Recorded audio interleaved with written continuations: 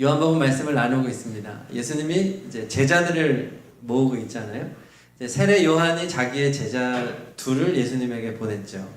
자, 그리고 그 중에 하나가 안드레인데, 예수님이 이제 안드레와 요한을 제자 삼습니다. 그리고 다음 날 안드레가 형제인 베드로를 데려옵니다. 그리고 그 다음 날 빌립을 제자로 삼습니다. 보면은 주님은 면접하지 않아요.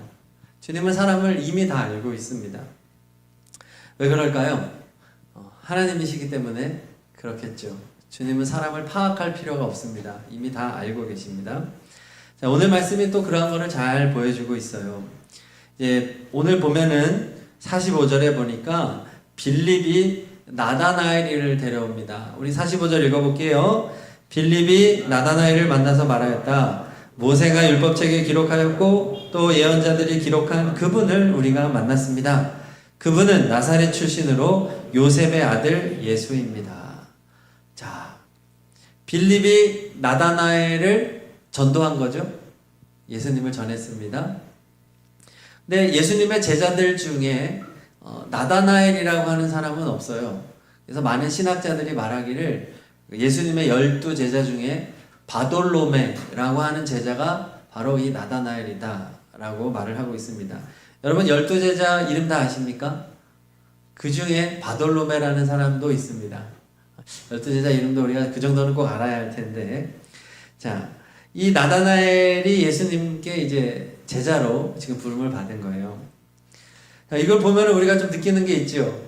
안드레가 누구를 데려왔습니까? 그의 형제 베드로를 데려왔습니다. 또 빌립이 누구를 데려왔습니까? 나다나엘을 데려왔습니다.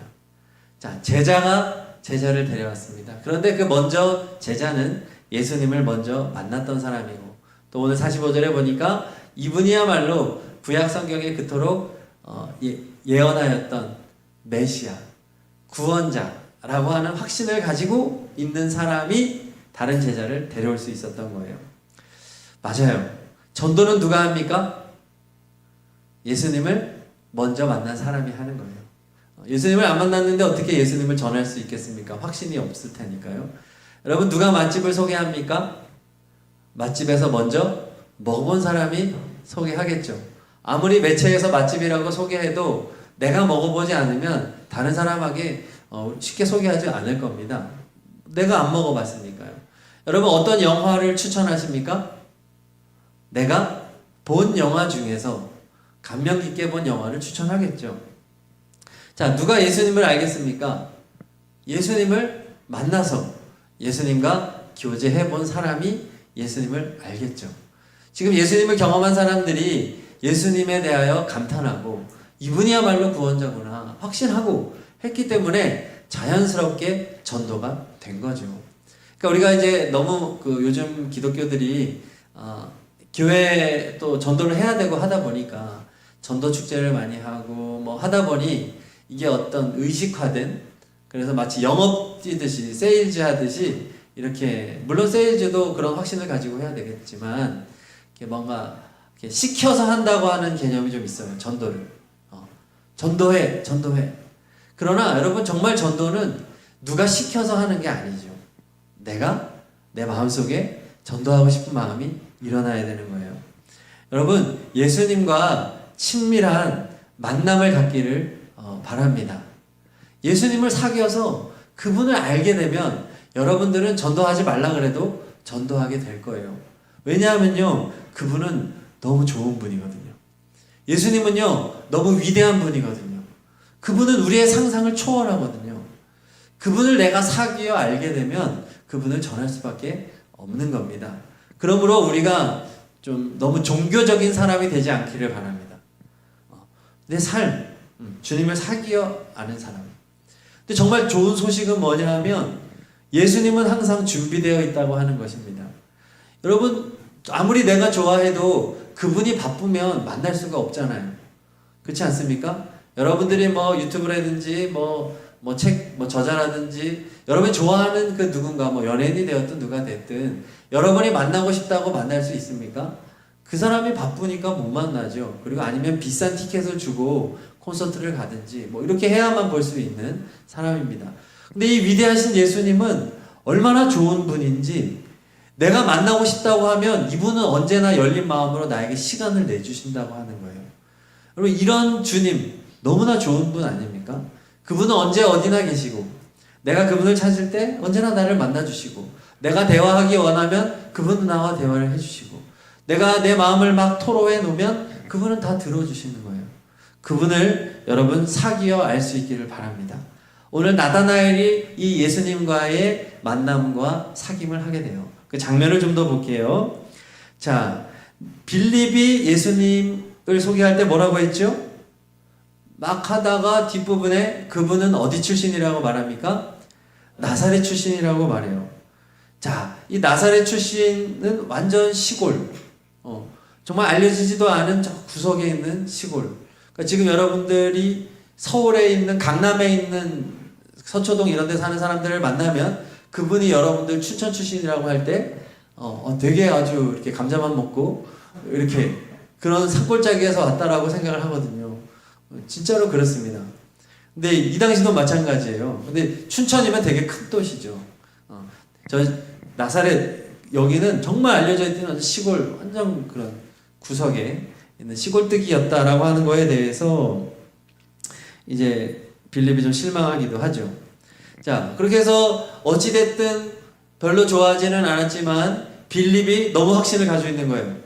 저분은 메시아가 맞아. 요셉의 아들이지만 저분은 구원자야. 한번 같이 갑시다. 그래서 어떻게든 끌려서 갔어요. 자, 그렇게 주님이 나다나엘을 보자마자 뭐라고 말씀하십니까? 47절. 여러분 성경을 봐도 되고 앞에 봐도 되고 시작. 보아라, 저 사람이야말로 참으로 이스라엘 사람이다. 그에게는 거짓이 없다. 예수님은 지금 나다나엘을 면접하지 않았어요. 그냥 아십니다. 전지하신 하나님이시기 때문에 나다나엘이 깜짝 놀랍니다. 48절에 어떻게 나를 아십니까? 주님이 대답합니다. 우리 앞에 보고 48절 시작. 빌립이 너를 부르기 전에 네가 무화과 나무 아래에 있는 것을 내가 보았다 말합니다. 보통 사람이 이 대화를 들으면 뭔 내용인지 잘 모르죠. 왜 갑자기 난데없이 무화과 나무가 나올까?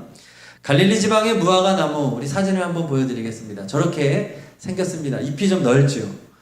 저기는 팔레스타인은 습도가 낮기 때문에 그늘에만 들어가면 시원합니다. 그런데 저 무화과 나무는 그늘이 짙은 곳으로 유대인들이 쉬기에 좋은 장소였어요. 그런데 나다나엘에게 저 무화과 나무 아래가 매우 특별한 장소였던 것이 우리가 알 수 있습니다. 그러니까 예수님이 얘기를 했겠죠. 뭔가 이 사람에게 너무 소중한 장소. 그러면서 나다나엘이 예수님이 이 한마디 얘기했잖아요. 나는 이미 너를 알고 있었는데 무화과 나무에 있는 너를 내가 봤지. 그랬더니 바로 하는 게 뭐냐면 49절에 이거 굉장히 감탄하는 표현이에요. 여러분 막 마음의 벅찬 감정을 가지고 한번 읽어볼까요? 시작. 선생님 하나님의 아들이시오 이스라엘의 왕이십니다. 아마 엎드렸을지도 몰라요. 그렇죠? 이 장면을 생각해보세요. 지금 너무 감탄한 거예요. 우와 어떻게 막 아주 비밀스러운 자신의 특별한 공간을 알고 있는 예수님에 대한 인정, 킹정하는 거예요. 특별히 나다나엘이 예수님을 뭐라고 부르나요? 밑에 줄에 보니까 이스라엘의 왕이십니다. 저 이스라엘의 왕이라고 하는 것은요, 아무나 쓸 수 없는 표현이에요. 성경에 정통한 사람이 쓰는 표현입니다.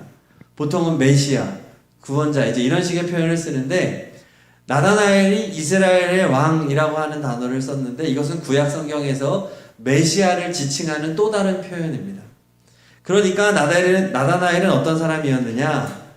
성경에 정통한 사람, 늘 성경을 읽고 성경을 묵상하고 성경을 연구하던 사람이었다라고 하는 것을 저 단어를 통해서 유추해 볼 수가 있어요. 아하, 자 그랬더니 무화과 나무 아래에서 나다나엘이 무엇을 했을지 우리가 알 수 있는 거죠. 무엇 했겠습니까? 성경과의 시간을 보냈다는 거예요. 무화과 나무 아래에서 단순히 그냥 쉼을 쉰 것이 아니라 무화과 나무는 이 나다나엘에게 있어서 하나님의 말씀과 함께하는 시간, 말씀을 깊이 묵상하고 말씀을 다시 생각하고 말씀을 연구하고 또 그 말씀을 붙잡고 하나님께 간절히 기도했던 장소가 바로 이 무화과 나무였다는 거예요. 자, 누가복음 18장 10절에서 12절까지의 말씀을 보면은 이 당시의 종교 지도자들의 행태에 대해서 예수님이 말씀을 해요. 지금 제가 나다나엘과 당시 종교 지도자들을 좀 비교해 보려고 합니다. 자, 한번 읽어보겠습니다. 시작! 두 사람이 기도하러 성전에 올라갔다. 한 사람은 바리새파 사람이고 다른 한 사람은 세리였다. 바리새파 사람은 서서 혼잣말로 이렇게 기도하였다. 하나님 감사합니다. 나는 남의 것을 빼앗는 자나 불의한 자나 간음하는 자와 같은 다른 사람들과 같지 않으며 더구나 이 세리와는 같지 않습니다. 나는 일에 2번씩 금식하고 내 모든 소득의 11조를 바칩니다. 당시의 바리새인 종교 지도자죠. 성경 율법 전문가입니다. 성경 전문가. 자, 그 사람 당대 이러한 바리새인들은 백성들의 존경을 받고 있었는데 그는 어떻게 했다는 거예요? 사람들 앞에서 사람들 많이 몰려있는 곳에서 큰 소리로 기도하면서 자신이 금식하는 거, 11조 헌금하는 거, 자신은 죄를 짓지 않은 거 이것을 막 기도했다는 거예요. 자, 결국 이게 뭡니까? 자기를 과시했다. 외식하는 자들이었다 라고 말하는 겁니다. 자, 그런데 나다나엘이라고 하는 사람은 이런 사람 같지 않았다는 거죠. 나다나엘은 사람들에게 나타나는 것을 피한 거예요. 겸손하게 무화과나무 아래로 가서 사람들은 모르죠. 그러나 이 나다나엘은 이것이 참된 신앙생활이라고 본인은 믿었던 거죠. 성경을 읽고 생각하고 해봤더니 이게 맞는 거죠. 겸손했던 겁니다. 하나님과 함께 했습니다. 사람을 의식하지 않았습니다. 다른 말로 경건했습니다. 우리가 이런 사람을 경건한 사람이라고 말하죠. 자, 그러니까 이거 좀 종합해 보면은 예수님이 무화과 나무 아래에서 너를 보았다라고 하는 것은 이 당시에 얼마나 과시적이고 종교적이고 탐욕적이고 이랬던 종교 지도자들, 그들은 자신들이 경건하다고 말했으나 겉으로만 경건하였지 예수님은 그들을 인정하지 않았던 거예요. 그러나 예수님은 이 나다나엘, 아무도 보지 않는 곳에서 자기만의 공간에서 하나님의 말씀과 기도로 경건하게 신앙생활했던 이 나다나엘에 대하여 인정해 주시고 그를 제자로 불러주셨다라고 하는 겁니다. 자, 그렇습니다. 예수님은요, 오늘도 마찬가지입니다. 누구를 인정하실까요?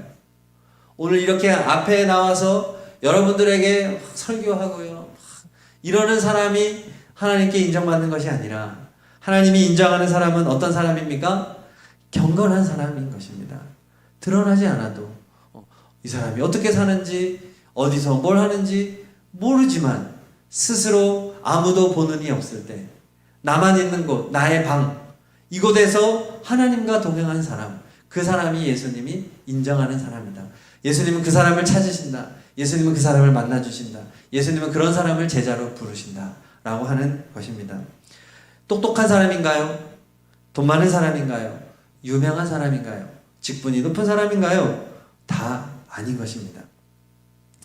그래서 여러분, 결론적으로 오늘 말씀은 하나님을 알기 원하는 사람, 예수님이 하나님이 어떤 분인지 궁금히 여기는 사람, 그래서 진리가 무엇인지 질문을 가지고 성경을 읽는 사람, 성경을 탐구하는 사람, 또 기도를 통하여 하나님을 만나기를 간절히 원하는 사람, 아무도 없는 자리에서 그렇게 경건하게 나아가는 사람을 예수님은 인정하신다는 겁니다. 시편 1편 1절과 2절 앞에 있는 말씀 읽겠습니다. 복 있는 사람은 오로지 주님의 율법을 즐거워하며 밤낮으로 율법을 묵상하는 사람이다. 율법이 성경이잖아요. 복 있는 사람은 성경을 즐거워하는 사람이다. 성경을 밤낮으로, 묵상은 깊이 생각하는 겁니다. 그냥 한번 쭉 읽은 것이 아니라 읽고 또 읽고 생각하고 또 생각하고, 그런 사람 복 있는 사람이다. 왜 그런가요? 예수님이 인정해 주잖아요. 예수님이 그를 제자로 부르시잖아요. 청년 여러분, 여러분들이 정말로 예수님께 인정받는 사람이 될 수 있었으면 좋겠습니다. 교회에 이렇게 나온다고 앞에서 찬양팀하고 좋지요. 봉사하고 임원하고 음장하고 좋지요. 그러나 주님은 그렇게 앞에 드러나고 요란하게 무언가를 하는 사람을 집중하는 것이 아니라 누구든지 간에 정말로 경건한 사람을 주님은 찾으신다는 것입니다. 경건한 삶을 한번 살아보시지 않겠습니까? 여러분들에게 간절히 제가 권면하는 겁니다. 이날 오늘 저희 예배 드리고 나서 여러분 집에 돌아가서 아무것도 안 하고 똑같이 일주일을 보내다가 또 다음 주 일요일이 돼가지고 그냥 더 자고 싶은데 버티다가 한신이 2시 조금 넘어서 온다든지 막 이런 식으로 우리가 신앙생활을 했다가는 예수님을 만날 수 있겠습니까? 말씀을 들었다고 한다면 삶에 가서 한번 실천해보고 순종해 본다면 분명히 하나님께서 여러분들의 삶을, 예수님이 여러분들의 삶에 찾아와 주시고 만나 주시고 무언가 변화를 주실 거라고 저는 확신합니다. 자, 한번 경건한 삶을 살아보시기 바랍니다. 네, 힘드신가요? 성경 읽는 거 힘들죠. 네. 하지만 그게 우리가 가야 할 길이고 한번 주님을 만나서 그분과 사귀어서 알면 이제는 그분을께로 여러분들이 달려가는 삶이 될 거예요. 자, 또한 오늘 말씀은요, 우리가 조심해야 될 것을 알려줍니다. 바로 신앙적인 편견이에요. 이 1장 46절 빌립의 전도를 받았을 때 나사렛 출신이라고 하니까 뭐라고 나다나엘이 말합니까? 읽어볼게요. 나사렛에서 무슨 선한 것이 나올 수 있겠소? 아니 그 시골에서 무슨 인물이 나올 수 있어요? 라고 하는 말이죠. 경건한 삶을 살았지만 그에게는 편견이 있었던 거예요. 그러니까 장소가 중요하다는 거죠. 장소, 출신. 우리나라에도 선호하는 그런 이제 지역들이 많죠. 특히 부모들이 많이 선호하는 지역 어디입니까? 강남 8학군 뭐 이런 얘기 하죠. 대치 학군, 반포 서초 학군. 그러니까 어느 지역이 있느냐. 왜냐하면 친구가 다르기 때문에 또 문화가 다르고 또 좋은 학원 막 이런 것들이 다 몰려 있기 때문에 그런 것처럼 유대에도 선호하는 지역이 있었던 거예요. 그런데 이 나사렛이라고 하는 것은 최악에 속하는 지역이었던 거죠. 유대의 사람들에게 최고로 선호하는 지역, 학군 어디였을까요? 어디였을까요? 아시는데 모르시는 척 하는 건가요? 자, 가장 거룩한 곳. 여기는 다 이스라엘이죠. 네, 이스라엘 안에서 어느 도시? 예루살렘이죠. 예루살렘. 왜 그렇습니까? 예루살렘에는 뭐가 있으니까요? 성전이 있으니까. 그리고 예루살렘에 있는 지역을 유대 지역이라고 말합니다. 남쪽의 유대 지역. 이 유대 지역이 그래도 경기권이 속하는 거예요. 경기 수도권에 속하는 거예요. 그리고 그 위에 올라가면 사마리아 지역. 여기는 이방인들과 피가 섞인 곳으로 완전히 개취급했던 최악의 동네였고 그 위쪽에 갈릴리 지역이 있습니다. 갈릴리 지역은 멀리 떨어져 있기도 하고 사마리아 지역까지는 아니더라도 인정받지 못하는 시골에 속하는 곳이었어요. 예수님이 이 갈릴리에서도 시골 나사렛 출신이었다고 하는 거죠. 당대 사람들은 다 예루살렘이 거룩한 곳이라고 생각했어요. 거기에 성전이 있고 거기에는 종교 지도자들이 몰려 있었고 제사장, 바리새인들, 서기관들, 랍비들 이런 사람들이 다 몰려 있었던 곳이에요. 그러니 당연히 메시아가 나오더라도 당연히 그곳에서 나오지 않겠는가 하는 생각을 했던 겁니다. 그러나 결론을 우리는 알고 있습니다. 당시 사람들이 거룩하다고 생각했던 예루살렘, 또 예루살렘 성전은 하나님이 보시기에 심히 더러운 지역이 됐습니다. 부패한 지역이 됐습니다. 성전에서는 그 양과 소 제물들을 막 사고 팔았고요. 그리고 제사장들은 그런 이득을 취했고요. 탐욕적이었고요. 이기적이었고요. 주님은 그것을 인정하지 않습니다. 예수님은 어디에 있으셨습니까? 나사렛에 있으셨습니다. 갈릴리를 주로 갈릴리 지역을 자기의 생활 공간으로 그쪽은 다 계셨어요. 주님은 그리고 지금 갈릴리 지역에서 제자들을 또한 모집하고 있어요. 유대 지역이 아닙니다. 갈릴리 지역을 돌아다니며 제자들, 어부들 다 갈릴리 지역에 있는 어부들이었어요. 그리고 지금도 나다나엘을 만나주고 있는 거죠. 나다나엘의 편견은 바로 거룩한 장소가 따로 있다고 생각하는 것이었습니다. 자, 그렇다면 오늘 성경은 우리에게 중요한 것을 알려줍니다. 거룩한 곳은 따로 있는 것이 아니다. 어디가 거룩하겠습니까? 누가 있는 곳이겠습니까? 예수님이 있는 곳이 거룩한 곳이다 라고 하는 가르침을 우리에게 주는 겁니다. 예수님은 성전에 계셨나요? 지금 예수님은 성전과 떨어져 있는 갈릴리 지역 나사렛에 있잖아요. 예수님은 어린 시절에는 성전을 매우 소중히 생각했습니다. 성전에 가서 성경을 연구하고 랍비들과 토론하고 성경은 성경 자체를 부인해서는 안 됩니다, 여러분. 성전 중요합니다. 그러나 예수님이 30사가 되어 본격적으로 그의 사역을 시작할 때 예수님은 예루살렘을 성전 삼지 않습니다. 이제 예수님 자신이 성전이 되신 겁니다. 이해 가시나요? 그래서 이제는 예수님이 다니는 곳은 어디나 성전이 되는 것입니다. 예수님은 그래서 보시면 어느 지역에 머물러 있으면서 이 지역으로 오라고 하지 않잖아요. 예수님은 3년의 공생애를 어떻게 하셨나요? 어마어마한 거리를 친히 다니십니다. 이 당시에 무슨 교통수단이 잘 돼 있었습니까? 다 걸어 다니는 중간에 만나시고 사마리아 지역도 지나서 만나고 어마어마한 거리를 왕복하고 다니면서 예수님은 움직이는 성전이 되어주신 거예요. 예수님 자체가 움직이는 성전 됐다. 찾아가는 성전이었다. 라고 하는 겁니다. 그래서 예수님은 부활 승천하신 이후에도 어디를 성전 삼으시겠습니까? 건물이라고 하는 교회가 아닌 거죠. 그래서 오늘 두 가지 우리가 버려야 할 편견을 말씀을 드리려고 하는데, 첫 번째, 교회는 건물이다. 이 편견을 여러분들이 버리시기를 바랍니다. 건물이라고 하는 교회 안에만 거룩하고 경건하지 않다는 거예요. 예수님은요, 건물에 머무르지 않아요. 예수님은 사람에게 머무십니다. 바로 여러분들 한 사람 한 사람을 성전 삼아서 예수님은 여러분 안에 거하시고 여러분을 성전으로 사용하십니다. 건물 중요합니다. 교회라고 하는 건물 중요합니다. 교회라는 건물이 있으니까 우리가 오늘도 이렇게 모여서 예배를 드릴 수 있죠. 건물 잘 관리해야 합니다. 그런데 문제는 건물에 지나치게 집착하는 건 잘못됐다는 거예요. 건물을 자꾸 성전 부르면서 뭔가 건물을 화려하게 짓고 교회 건물 하드웨어를 잘 구축하는 것이 너무나 중요한 것인 것처럼만 얘기한다면 그것은 크게 잘못 가고 있는 겁니다. 교회라고 하는 건물은 꼭 화려할 필요는 없습니다. 잘 갖춰져 있다면 좋겠죠. 그러나 잘 갖춰져 있는 자체, 화려한 건물이 중요한 게 아니라 그 건물에서 예배드리는 한 사람 한 사람이 중요한 겁니다. 건물은 허름해도 돼요. 우리 밖에서 예배드려도 됩니다. 마이크가 없어도 됩니다. 예수님도요, 그런 시스템 찾아다지 않으셨어요. 예수님 설교를 보통 야외에서 많이 하셨어요. 배 위에 올라가서 배 앞에 사람들 다 앉게 해놓고 배 위에서 설교하시고, 그 구름 언덕 위에 올라가서 언덕 아래에 있는 수많은 사람들에게 자연 에코, 자연 스피커를 사용하셔서 설교하셨어요. 그냥 들리기만 하면 되니까. 여러분, 건물이 교회가 아니라고 하는 것, 이거 굉장히 중요한 겁니다.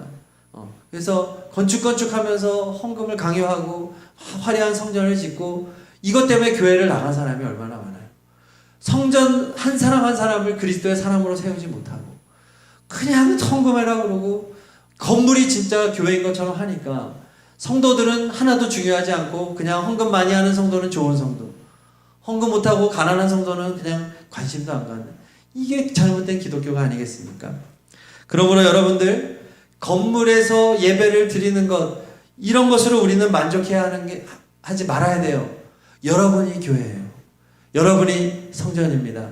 여러분 이 자리를 벗어나도 여러분은 여전히 교회 안에 있음을 믿으시길 바랍니다. 여러분은 항상 예수님이 함께하는 움직이는 교회입니다. 그러므로 여러분들은 항상 예수님이 나와 함께 계시고 나를 따라다니시고 나를 성전 삼고 있다는 것을 기억하고 어떠한 삶을 살아야 하겠습니까? 경건한 삶을 살아야 되겠죠. 나다나엘은 자기가 주님이 기뻐하는 그러한 성전이라고 하는 것조차 모르고 있었던 거예요. 당시의 종교 지도자들은 다 그게 아니라고 했으니까, 건물이 중요하다고 하고 성전이 중요하다고 하고 자신들의 직분이 중요하고 그래도 제사장 정도, 바리새인 정도 돼야지 뭔가 좀 거룩한 사람이다라고 했던 건데, 나다나엘도 몰랐던 거예요. 자기가 얼마나 주님 보시기에 좋은 사람이었는지를. 여러분, 건물이 교회가 아니라 사람이 교회다라고 하는 것, 여러분 한 사람이 얼마나 소중한 예수님의 성전인지를 알 수 있기를 바라요. 또 하나 우리가 버려야 할 편견, 두 번째입니다. 2번 시작. 직분 있는 사람이 더 경건하다. 보통 목사를 경건한 사람이라고 생각해요. 그리고 성도는 목사의 설교를 듣고 신앙의 지도를 받으면서 목사가 시키는 대로 아멘 하고 잘 따라가면 좋은 성도 된다고 많이 얘기합니다. 그래서 어떤 사람을 장로로 세우려고 할까요? 목사들은 똑똑한 사람일까요? 아닙니다. 목사는 대한민국의 대부분의 목사님들은 말 잘 듣는 사람을 장로로 세웁니다. 이게 다 문제된 거예요. 하나님은 성경 어디에도 그렇게 말하지 않았어요. 목사는 거룩하고 성도는 거룩하지 않고, 목사라는 직분이 목사를 거룩하게 하지 않아요. 장로, 권사, 집사, 무슨 선교회 회장, 여러분 임원, 음장, 이런 직분이 사람을 거룩하다고 증명하지 않는다는 거예요. 예수님 당시에 당연히 천국 갈 거리라고 믿었던 사람들이 바로 이 바리새인들, 서기관들, 제사장들, 종교 지도자들이었어요. 근데 그들은 예수님이 얼마나 지적했습니까? 그런데 성경에 보면 그들은 회개하지 않았어요. 천국 못 갔다는 얘기예요. 아마 극소수만이 천국을 갈 수 있었을 거라 생각이 듭니다. 대다수는 천국 못 갔을 겁니다. 지금 시대도 마찬가지입니다. 나는 목사니까 천국 가겠지. 나는 그래도 교회에서 찬양팀도 하고 뭣도 하고 이거 했으니까 천국 가겠지. 천만의 말씀이라는 거예요.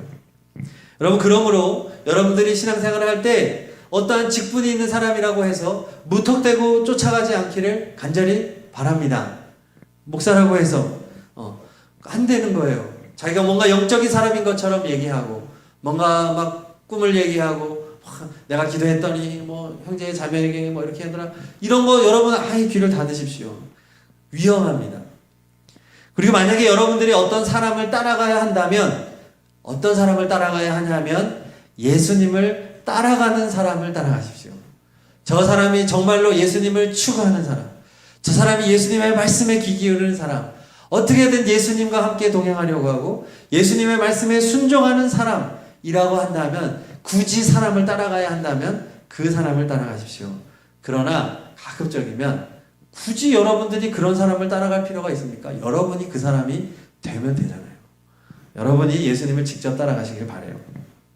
저는 목회를 하면서 목회자들 중에 좋은 그리스도인을 발견하는 것보다 성도들 중에 좋은 그리스도인 발견하는 것이 훨씬 더 쉬웠습니다. 저부터가 겸손하게 자리를 지키면서 나다나엘처럼 드러나지 않는 무화과 나무 아래에서 다른 사람은 모르지만 겸손하게 말씀을 읽고 묵상하며 자신을 드러내지 않으며 공동체에서 소금처럼 그냥 사라져가는 사람, 그냥 말없이 주방에서 봉사하면서 구슬땀을 흘리지만 자기의 말을 높이지 않고 겸손하게 섬기시는 어르신들, 그런 사람들이 훨씬 더 주님 보시기에는 거룩한 사람이라고 하는 거예요. 그런데 목사라고 해서 앞에서 막 설교하지만 정작 성경 통독도 안 해. 기도도 새벽 기도 때나 기도하지, 기도 안 해. 맨날 앞에서 과시나하고 성도들에게 막 소리나 지르지, 이거 해라 저거 해라 말이나 하지. 경건한 목회자들은 오히려 찾아보기가 더 힘듭니다. 예수님이 인정하는 사람, 어떤 사람인지 오늘 말씀은 얘기해주고 있는 것이에요. 자, 말씀을 정리합니다. 예수님은 무화과나무 아래에서 경건하게 신앙생활하는 사람을 인정해 주시고요, 그를 만나 주시고요, 그를 사용하십니다. 제자로요. 여러분이 그런 사람 되기를 바랍니다. 또한 교회는 건물이 아닙니다. 사람입니다. 그리고 직분이 경건을 증명할 수 없습니다. 삶이 증명하는 것입니다. 오늘의 나다나엘의 모습을 우리가 깊이 묵상하면서 나는 어떠한 그리스도인이 되어야 할 것인가, 우리 그러한 도움을 얻는 시간 되기를 바랍니다. 우리 시간 찬양하고 기도할 텐데, 나의 모든 것을 다 아시는 예수님, 나다나엘을 다 알고 계시는 예수님, 그 주님을 생각하면서 찬양하도록 하겠습니다. 하나님은 너를 만드신 분, 너를 가장 많이 알고 계시며, 하나님은 너를 만드신 분, 너를 가장 깊이 이해하신단다. 하나님은 너를 지키시는 분, 너를 절대 포기하지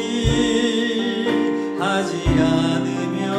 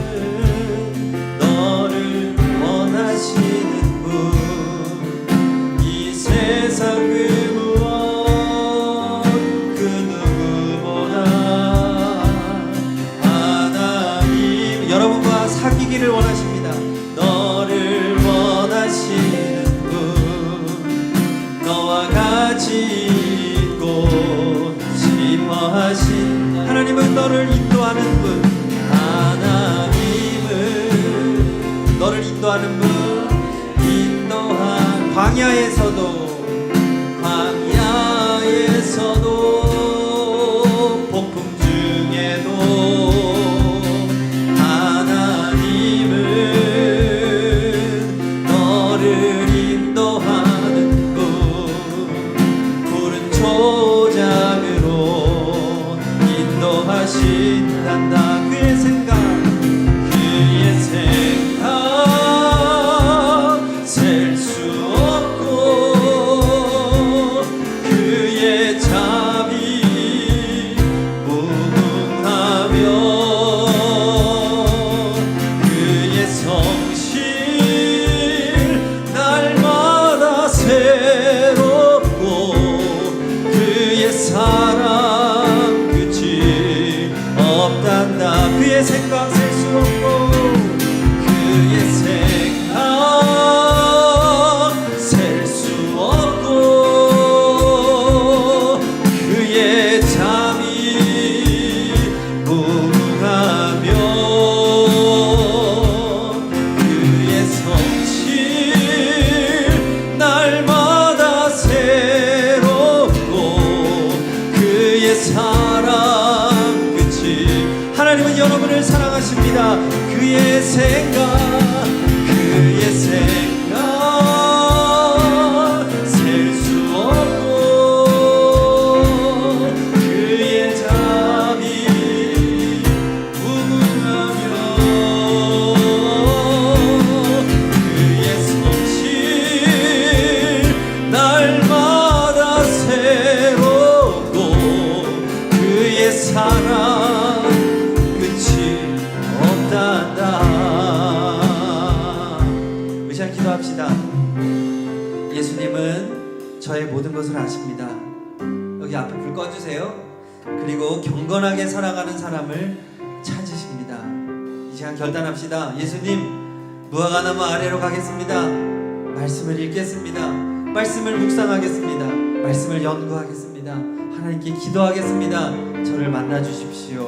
우리 다짐하고 결단하면서 우리 시간 다 함께 3분 동안 기도하겠습니다. 하나님 아버지, 이 시간 간절히 기도합니다. 주님, 아멘. 그의 잠이 무궁하며 그의 성실 날마다 새롭고 그의 사랑 끝이 없단다.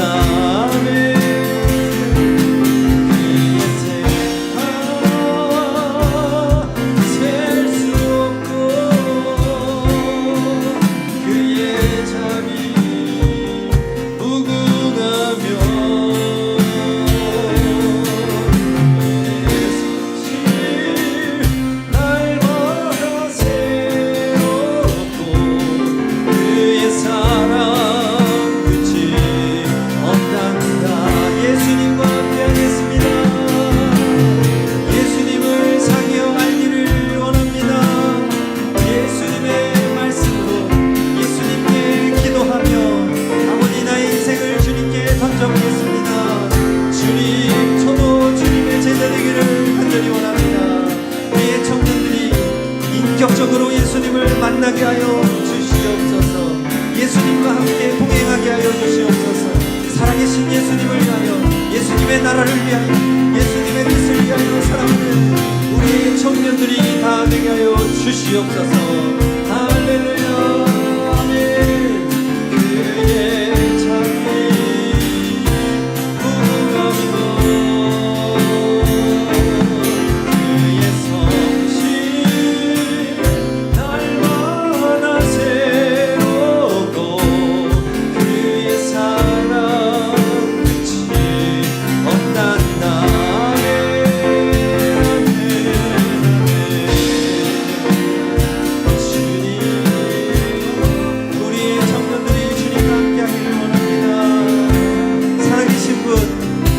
하시는 분, 나를 구원해 주시는 분, 언제나 나를 지키시는 지키시는 분, 나를 인도하는 분, 너무나 좋으신 예수님, 위대하신 예수님, 전지하시고 전능하신 예수님을 사귀어 알게 하여 주시옵소서. 예수님, 예수님, 예수님,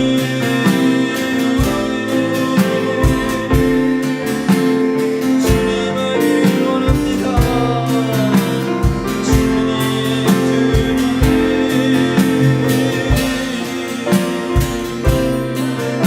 아멘, 아멘. 주님, 우리의 주민들이 인격적으로 주님을 만나기를 원합니다. 주님 앞에 한 걸음 한 걸음 나아가며 주님을 경험하며 주님을 공경하는 우리의 청년들이 되게 하여 주시옵소서. 할렐루야. 주님, 아멘. 그의 잠이 무궁하며 그의 성실 날마다 새롭고 그의 사랑, 우리 찬양할까요? 그의 생각 셀 수 없고 그의 생각 셀 수 없고 그의 잠이 무궁하며 그의 성실 날마다 새롭고 그의 사랑. 그치, 우리 마지막으로 찬양합니다. 그의 생각 셀 수 없고